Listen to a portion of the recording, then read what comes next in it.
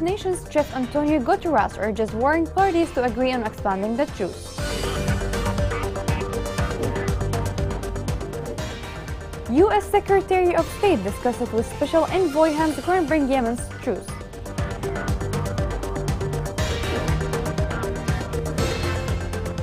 The war reaches into public universities and causes serious damage to students and infrastructure.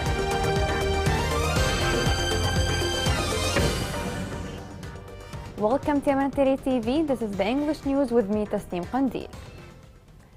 An official source in the Yemeni government confirmed that the government is working on studying the updated UN proposal to extend the truce. He assured that the government will deal with the truce proposal positively, exerting all efforts aimed at alleviating the human suffering in the country.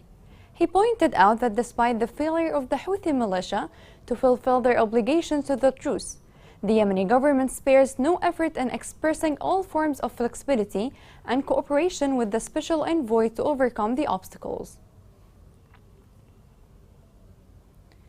As the UN agreed truce is set to end tomorrow, the United Nations and the international community are redoubling efforts to push the warring parties to agree on expanding the truce. This report has more.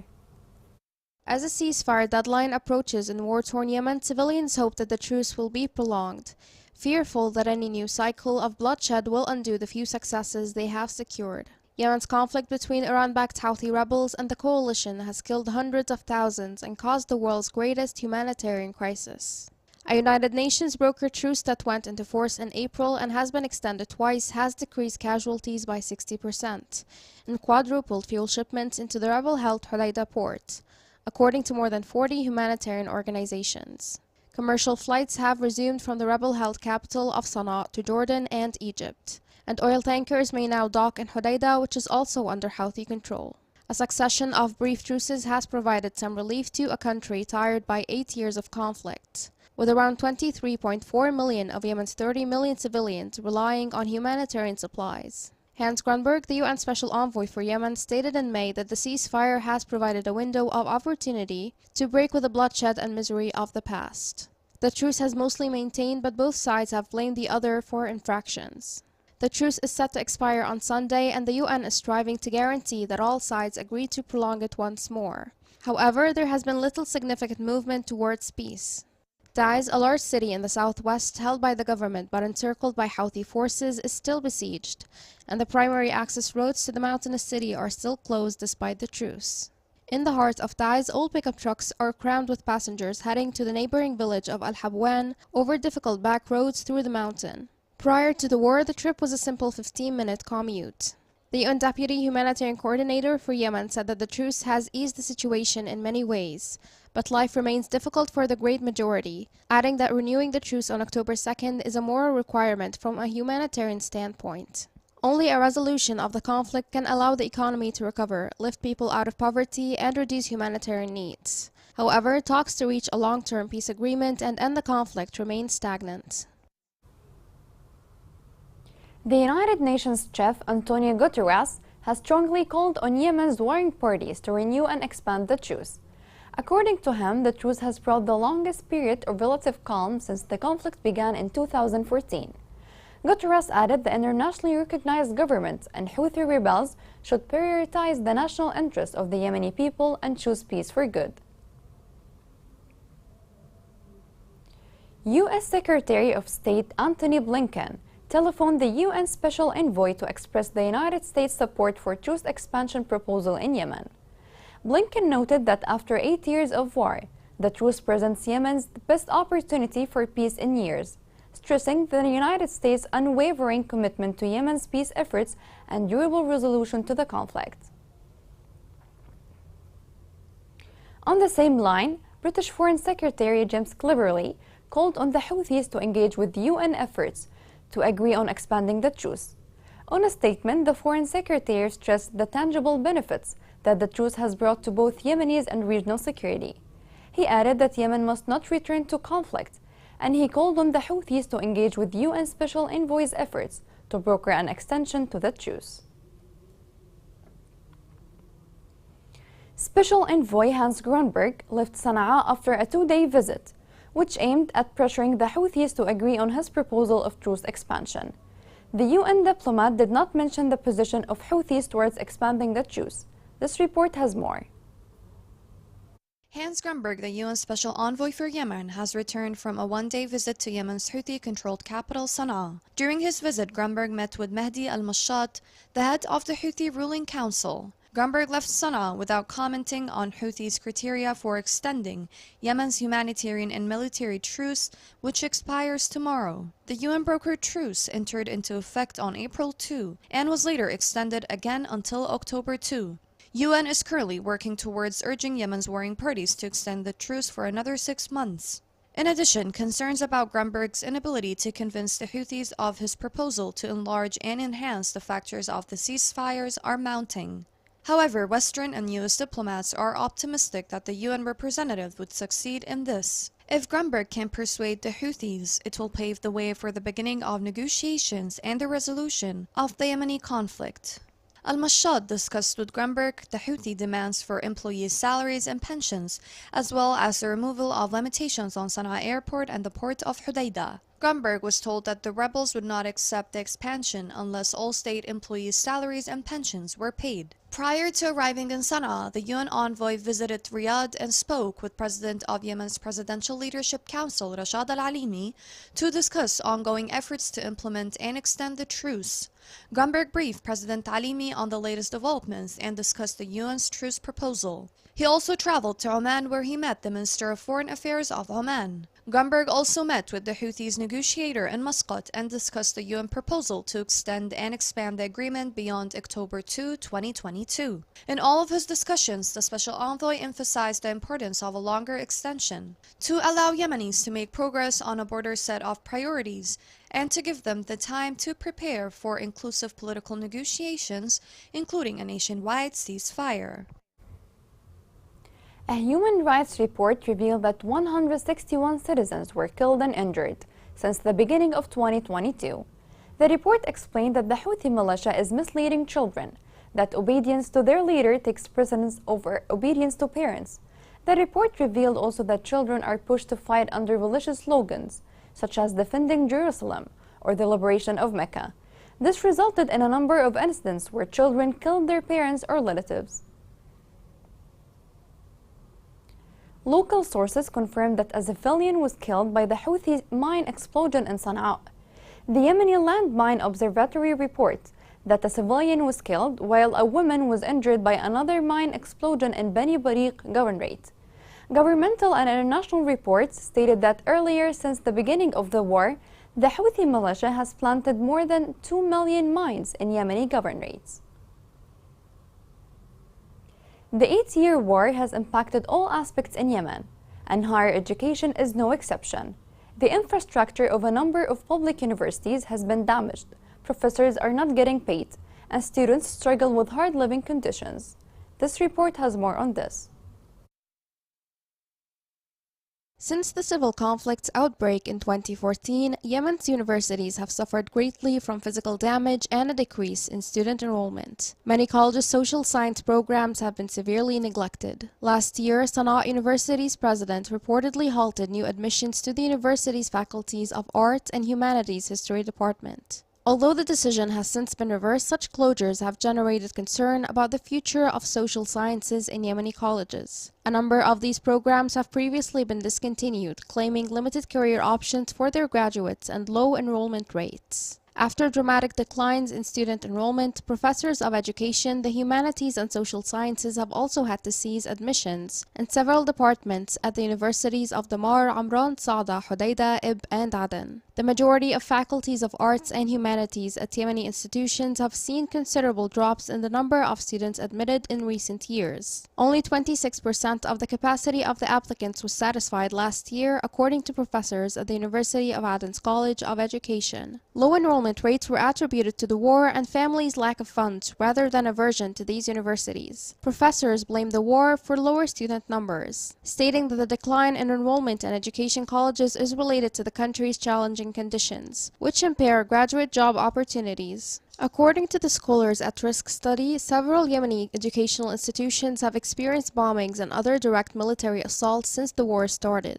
Available data on armed activity in Yemen suggests that the higher education communities in Yemen are routinely endangered by such attacks. Scholars at Risk urged all conflict parties, including state and non-state armed groups, to immediately cease targeted or indiscriminate attacks on higher education personnel, students or facilities, and to secure the release of wrongfully imprisoned scholars, students, and university administrators. In the absence of such measures, Yemen runs the danger of losing a generation of academics, research, and the societal advancement that comes with quality higher education. Coming next.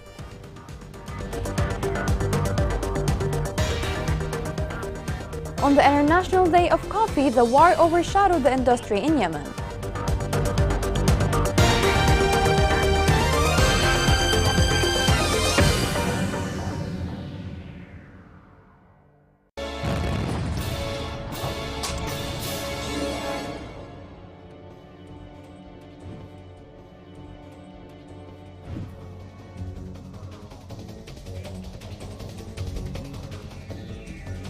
أقول لك راحت بالغداء لأهلها شلت الغداء وراحت بأهلها في المزرعة، والمزرعة ركبت على حمار ما حتى نص المزرعة وانفجر فيها اللغم، دعست على اللغم وانفجر فيهم. الحمار انتهى ما ترفت بقعت رجليها كامل. نغير منها نغير الشبعلة اللي هي البيت سابها من دور رجلين، لما صافناها طبية أقرب طبية وصافناها لا هي بطلت رجليها كامل. قلت أزود هلي وقابل لي لعام وطبعت تحت الزواية.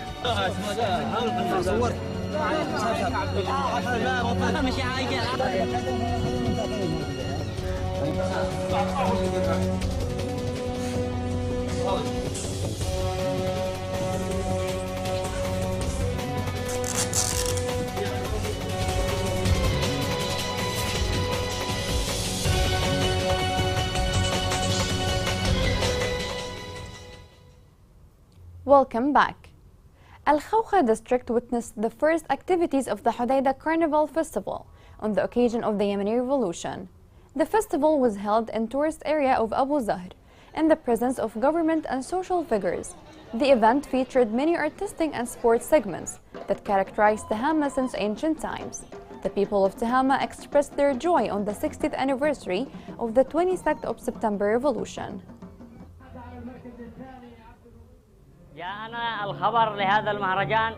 We got the news for this festival in a very short time, so we tried to duplicate the efforts, because the time was very limited. This legacy represents a symbol of a tribe, not for a person or two, but for a whole tribe, the Zaraniq tribe. This represents the Tuhami heritage, and this event will last for 2 full days, including folkloric games that are on the verge of extinction for the first day. And on the second day, a marine boat race will be held. The world marks the International Coffee Day today. Yemen is famous for producing coffee since ages. Yet, the war seems to have overshadowed the industry. This report has more on this.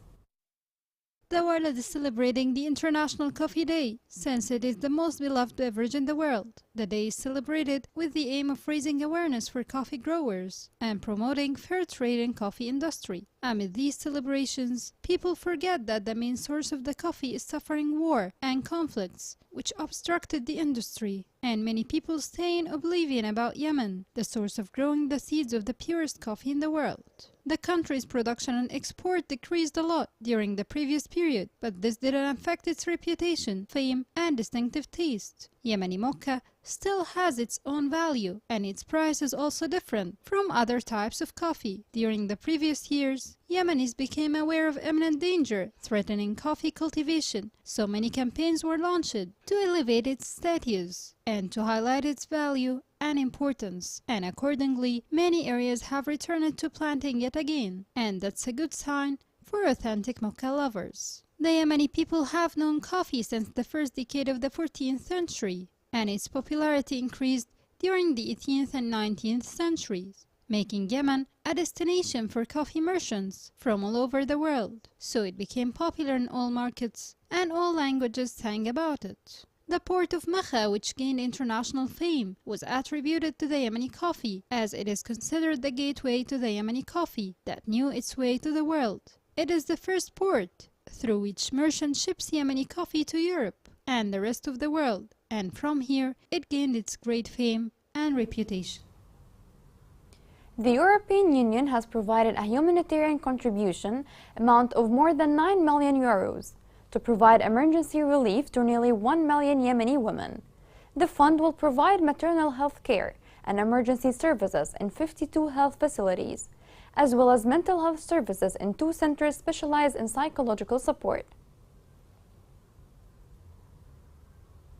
The districts of Aden witnessed a fuel crisis and rise in its prices of more than 30% with the first 72 hours of the crisis. Local sources confirmed that widespread popular discontent has spread across various districts of the governorate. According to the sources, long queues stand in front of stations where fuel is available for a limited number, in addition to closing their doors for more than 1 hour. Saudi Arabia announced a new fuel grant to Yemen to support the electricity sector. This report has more details. In response to a request by the Yemeni government, Yemen has signed a grant agreement of Saudi oil derivatives with a total value of $200 million. The grant will provide a total of 250,000 metric tons of oil derivatives to Yemen to operate power generation stations in the country. The Saudi Development and Reconstruction Program for Yemen has already implemented the procedures of delivering the first batch of Saudi oil derivatives with a value of $30 million out of the total value of $200 million to operate more than 70 power generation plants in Yemen. The new oil grant is an extension of the previous grants totaling $4.2 billion, the latest of which was a grant of $422 million that was completed over a year. The grant is considered to be a contribution to the economic stability, boosting the budget of the Yemeni government, increasing the purchasing power of the Yemeni citizens, and improving security conditions, as well as boosting the service sector and improving people's lives. Economic conditions in Yemen continue to deteriorate due to the war. Available information suggested that the Yemeni economy continued to weaken, affected by escalating hostilities, heavy rains, and the war in Ukraine that triggered further increases in commodity prices. Many medical facilities are at risk of closing due to short funding and lack of equipment. The following report has more on this. New dangers face the displaced in Ma'rib after the International Organization for Migration announced the suspension of its health interventions inside the governorate in more than 4 major hospitals providing daily services to the displaced. Suspending the health work of the organization will affect about 10,649 pregnant women and more than 38,000 children who are in urgent need of continuous health care, and will deprive more than 42,000 people with permanent disability from medication. The Martyr Muhammad Hayal Hospital, the Maternity and Childhood Hospital, and another hospital in Al Jufaina and 6 other health facilities inside the camps that provide services to the displaced are threatened to be shut down after stopping health interventions. As the Maternity and Childhood Hospital announced the closure of many of its service departments from work, the hospital is about to completely stop its services in the next month. The International Organization for Migration held an urgent meeting last month in which the Deputy Minister of Health attended. They talked about the stop of support from IOM on Al-Shahid Hospital and other health facilities. The hospital is under the risk to shut down by the end of this month. We've been working with limited capabilities since 2019 and we never asked for help, but now we call on the authorities to help us find a solution. The lives of millions of displaced people are in danger as they need healthcare services, and also amid the absence of field and humanitarian role of organizations working in the governorate, which makes the health situation more complex and deprives the displaced of the normal simple health care and leaves these camps vulnerable to diseases and deadly epidemics. The displaced people do not receive the needed medical treatment in this hospital. It is unfair to leave my kids and house and work here with nothing in return. The interruption of support from IOM to this hospital will affect the patients and displaced people. I suffer from heart disease and I have pneumonia. The demands of the displaced continue to expand, while the health center services inside the camp are endangered to stop. Here's a reminder of the main headlines. United Nations Chief Antonio Guterres urges warring parties to agree on expanding the truce. U.S. Secretary of State discusses with Special Envoy Hans Kronberg Yemen's truce.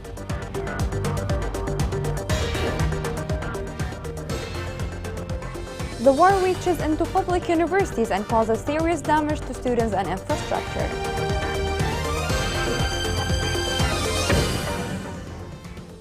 This is the end of the news. It was Tasneem Qandil. Thank you for watching.